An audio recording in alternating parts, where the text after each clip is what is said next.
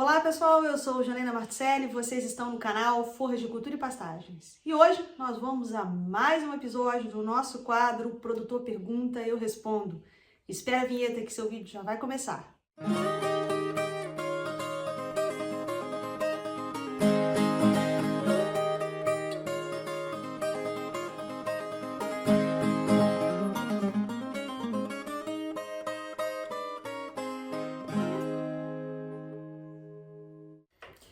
Olá pessoal, hoje a gente vai responder a pergunta do Vandrigo da Lavalle. Então o Vandrigo mandou essa pergunta pra gente num dos nossos vídeos, do nosso quadro Produtor Pergunta Eu Respondo, e a gente está aqui para tirar todas as dúvidas de vocês que eventualmente possam aparecer. Antes da gente continuar, eu queria pedir para vocês deixarem um like, né? Coloca o joinha aí, pessoal, porque assim o YouTube distribui mais o vídeo para outros produtores, né? E a gente consegue de fato popularizar a ciência, tecnologia e pastagens. Então vamos lá. O que foi que Vandrigo nos perguntou? A pergunta foi a seguinte: professora, eu tenho mesmo que jogar ureia após cada corte ou após cada pastejo e eu preciso tirar os animais depois que eu faço isso? Então vamos lá. Então são duas perguntas diferentes que nós vamos adotar manejos diferentes de acordo com o tipo de sistema que você está adotando. Se você tiver um sistema de produção no rotativo, sim, é muito comum que a recomendação de adubação nitrogenada ela seja feita, né, de forma com que a gente faça a adubação imediatamente após a saída dos animais. Tá? Então nós vamos ter período de descanso, né? A gente vai ter um período de ocupação e um período de descanso. Assim que os animais, né, rebaixarem o pasto até a altura determinada, por exemplo, vamos pegar aí um capim zuri, em que a altura de entrada é de 70 centímetros e a saída em torno de 30 a 35. Então o gado bateu o pasto de 70 até 30, 35 centímetros, nós vamos trocar o piquete. Então, imediatamente após a retirada dos animais desse piquete, a gente faz a adubação com nitrogênio. Só que existem algumas regras que a gente precisa obedecer, né? Então, não é adequado que a gente coloque doses superiores a 50 kg de nitrogênio por hectare, né? A recomendação, se a gente tiver lá uma recomendação de 300 kg, não é ideal que a gente coloque tudo de uma vez, tá?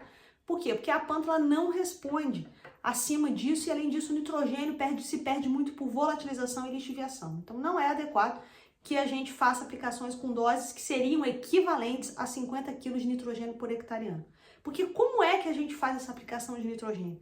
A gente tem aqui, né, outros vídeos em que a gente fala disso para vocês, mas a gente pode fazer um resumo para responder a pergunta do colega que enviou aqui pra gente. Então, o que acontece? Quando a gente tem um sistema rotacionado, a gente tem uma previsão, e prestem atenção, eu disse previsão, tá? De quantas vezes nós vamos conseguir rodar o nosso sistema. Por exemplo, a gente sabe que aqui na região do Brasil Central, durante o período das águas, que é quando a gente roda, a gente está falando de um sistema sem irrigação, tá? A gente vai conseguir rodar umas 6, 7 vezes, dependendo da dose de adubo, tá? Então, quanto mais nitrogênio eu coloco, mais rápido vai ser a rebrota. Qual é a consequência disso? Mais vezes eu consigo rodar. Então, se a gente partir do princípio que nós vamos rodar 6 vezes, tá? O que vai acontecer? Eu vou pegar a minha dose de nitrogênio que foi recomendada para o meu sistema. Vamos supor, né, que o técnico tem recomendado em torno de 300 kg de nitrogênio. Então, eu vou pegar esses 300 kg e vou dividir pelo número de vezes em que eu vou rodar, nesse caso dividido por 6, e vou dividir também pelo número de piquetes. Tá? Então, essa vai ser a recomendação por piquete. Então, a cada vez que os animais saem, eu vou fazer a aplicação daquela dose que foi recomendada para cada um dos meus piquetes. Então, é a dose de nitrogênio que foi recomendada, dividido pelo número de piquetes, dividido pelo número de vezes em que eu vou conseguir rodar. Isso é uma estimativa, tá, pessoal? Mas a gente consegue distribuir isso normalmente. E aí, o que acontece? Muitas das vezes o pessoal reclama, principalmente para quem faz o manejo do pastejo, né, com base na altura, de que 2 piquetes estão chegando junto na mesma altura, ao mesmo tempo, e isso pode ser um pouco prejudicial, tá? Então, quando isso acontece, o que a gente vai fazer? A recomendação, pessoal, é que a gente deixe de adubar um deles, para que ele tenha uma rebrota mais atrasada, tá? Para que a gente consiga atrasar um pouco a rebrota dele e isso não aconteça mais. Então, quando a gente percebe que tem muitos piquetes chegando junto na altura, a gente tem que segurar um pouco a mão na adubação, tá? Essa recomendação da gente utilizar o nitrogênio imediatamente após a saída dos animais é no intuito de aumentar a rebrota, é no intuito da gente fazer com que essa rebrota se acelere, que a gente rode justamente mais vezes e que com isso a gente aproveite melhor os ciclos dentro do período das águas. Então, esse é o objetivo, tá? Então, essa é a indicação de que a gente faça, então, sim, a adubação após cada pastejo.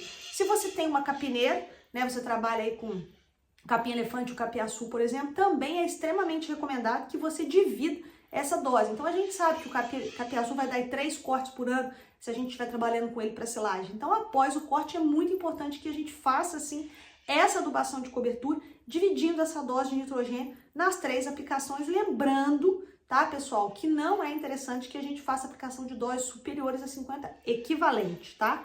Doses superiores àquilo que equivale a 50 kg de nitrogênio por hectare ano. Tá? Então, Vandrigo, essa é a resposta para a sua pergunta. Sim, é comum a gente fazer esse tipo de adubação. Ah, mas o operacional não é possível, professor, eu não estou conseguindo fazer isso. Então, você pode fazer menos vezes. A questão é que a gente nunca deve utilizar o adubo nitrogenado quando os pastos estão altos. Tá? Então, a gente tem também vídeo aqui no YouTube que a gente fala para vocês, né, sobre o efeito guarda-chuva, que o pasto para ser adubado ele tem que estar baixo, tem que estar com bastante metabolismo para aproveitar melhor o nutriente que você está colocando. E em relação à segunda pergunta dele, né, que ele pergunta lá se tem que tirar o gado, né, para quando ele vai fazer adubação com ureia. Aí a gente tem essa diferença, porque no sistema rotacionado ele já tirou. Ele tira o gado, vai adubar e o pasto vai crescer sem gado, porque vai estar dentro do período de descanso. A adubação vai ser feita no início do período de descanso. Então não tem problema nenhum. Agora, na lotação contínua, como que a gente deve fazer essa adubação? Na lotação contínua, essa adubação deve ser distribuída dentro do período das águas. Então, para a gente poder ajudar o pasto a rebrotar bem no início da primavera, assim que inicia o período chuvoso, é bom a gente colocar assim uma dose de adubo nitrogenado logo ali no começo, depois que você faz aquela roçada estratégica, ou então depois que você rebaixa bem o pasto, a gente faz essa adubação no início do período chuvoso para dar aquele boom e o pasto voltar a se recuperar, perfilhar, fechar melhor e ficar um pasto melhor para o período das águas. Né? Então, depois você vai lá e aplica no meio e mais para o fim das águas, né? O restante das doses de adubo. Se você tem um programa de diferimento, se você quer fazer um diferimento, é interessante você assistir a live que a gente fez aqui com o professor Manuel sobre diferimento, em que a gente fala aqui para vocês um pouquinho sobre como fazer uma adubação estratégica antes de diferir os pastos. Então já conta com isso aí para você fazer, né, essa distribuição do adubo, que é muito interessante você fazer essa adubação, né, com o intuito de você ter pastos melhores durante o período seco do ano, né, que é esse pasto diferido. Então, na lotação contínua, os animais estarão lá presentes, tá? Então, se você estiver trabalhando com braquiária, com pânico, tá? Não tem problema você fazer a aplicação de ureia e deixar os animais ali dentro. Mas se você estiver trabalhando com aveia, com plantas de metabolismo C3, tá? Às vezes pode haver problema, tá? Mas não é no problema no sentido do animal lamber a ureia e se toxicar, não. É porque vai acumular nitrato nessas plantas e o animal consumindo quantidades grandes, animais leves, com fome, consumindo quantidades muito grandes, pode ter algum distúrbio metabólico sim, tá? Mas as nossas plantas tropicais, de forma geral, não tem nenhum problema de você fazer adubação. Ela metaboliza muito rápido esse nitrogênio, né? Então a planta coloca parte aérea rapidamente. Então, de forma geral, a gente não tem nenhum tipo de problema com isso, tá, pessoal? Mas se você estiver trabalhando com aveia, com azevenha, essas plantas C3, é legal a gente tomar um cuidado, retirar os animais, até a planta conseguir metabolizar todo aquele nutriente que ela absorveu no solo. Tá? Então eu espero que tenha ajudado o colega aí na pergunta que ele fez pra gente. E se você tem alguma dúvida, manda pra cá que a gente coloca aí no nosso quadro, o produtor pergunta, eu respondo.